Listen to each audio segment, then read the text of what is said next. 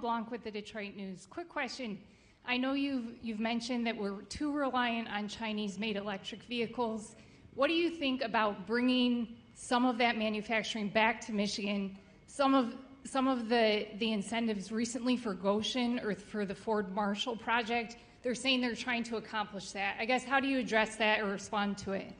Well, I think the most important thing that we want to do is we want to manufacture in the United States of America, but we want American workers and American companies to do it, right? That's part of the problem with the Goshen facility. But look, the Inflation Explosion Act, which is really a green energy scam act, what Kamala Harris did in that legislation is they put hundreds of billions of dollars of subsidies for electric vehicles, but they didn't do anything to really guarantee those electric vehicles would be made in the United States of America.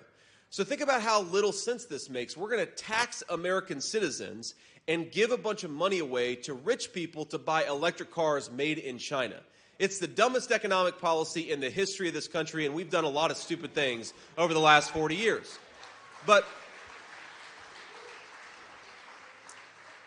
the crazy thing here is you could have a totally different approach to economic policy, and that's what Donald Trump did. That's why his economic policies worked so well, and that is his plan for what to do again. Now, Kamala Harris, it's so funny to me. She keeps on talking about how she's got a plan to fix all these problems.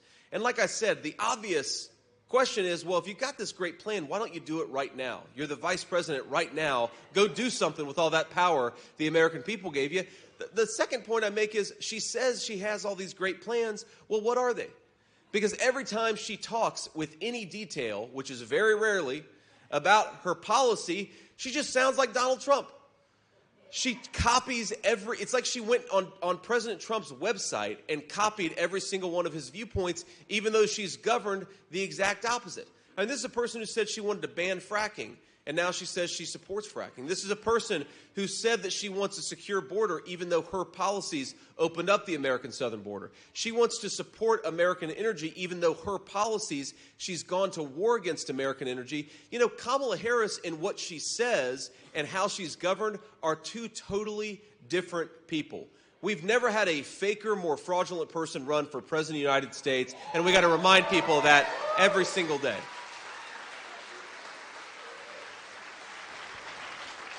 So to put it simply, we want to cut taxes on American workers. We want to reward companies that are making things in the United States of America. And if you want to make something in China using Chinese slave labor, you're going to have to pay a big fat tariff before your products come back into the